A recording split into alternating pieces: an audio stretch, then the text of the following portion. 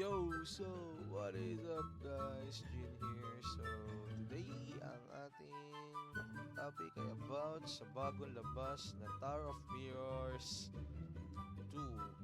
So Season 1 is tapos na natin yung normal, di pa tayo makapunta ng Veteran and Nightmare. Naglabas out siya ng bagong Tower of Mirrors na nakabase sa growth power ng mga malulupit nating kuya. So as of May 26, ang base ng mga power ng mga nandito sa Tower of Mirrors. So ngayon is na-clear na natin hanggang 7. So halos same na din ang rewards. May mga collection to Azure Amber, this year treasure, rare na active skill, patra, artisan parchment, crystal. Then last is yung forging core, kung saan makapag-craft ka ng mga hide set. So itong hide set na to, sa different video na natin to tatalakayin. So testing muna natin tong Tower of Mirror 2. Kuha tayo ng buff.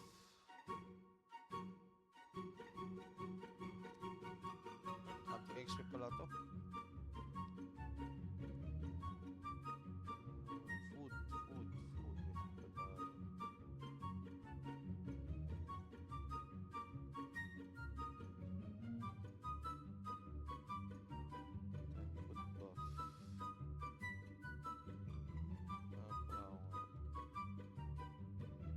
Buff. Anong UI? Siya?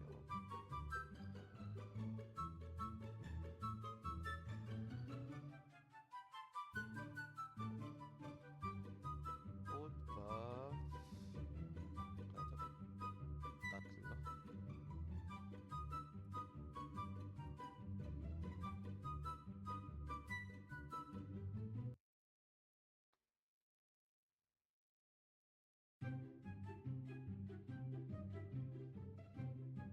Then, kung papasok kayo sa Tower of Mirrors, ang ma-recommend ko is lagi kayong mag-turn off ng skill. Turn off skill. Then, gamit kayo ng nito. Yung effect ng mid of swiftness. So, mid of swiftness, evade, cooldown, movement speed. So, ito yung evade, yung shift. Kita ba yung evade? Evade, mas mabilis yung cooldown niya. Tapos, mas mabilis ka compare sa wala kang ganun. Then, try natin.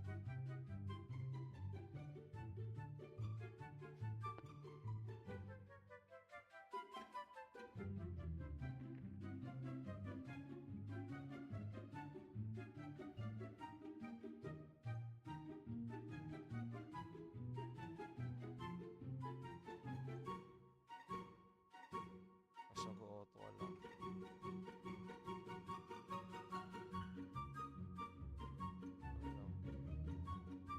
Ma-recommend ko rin, bago kayo pumasok dito, dapat kumuha kayo ng ulti. Kasi pag nag-ulti kayo, patay ako. Pag nag-ulti kayo, evade yung damage. Para rin nagaganto. Uy.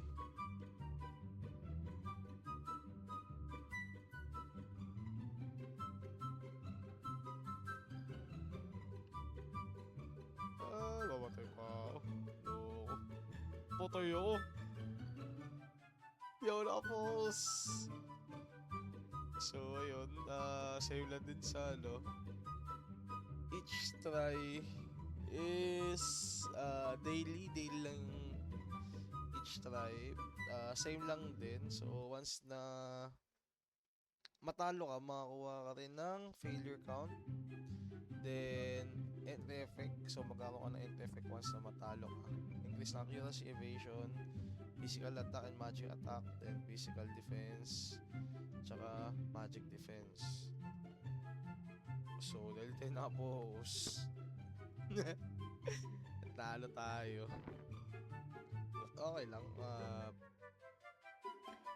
So, yan. Pagka gumaling tayo, shit naman. Lakas ni Jennifer. Jennifer X.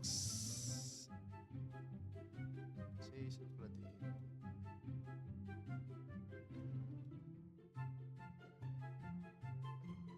Ayun lang guys. Hope na may natutunan ulit kayo sa kalokohan ko.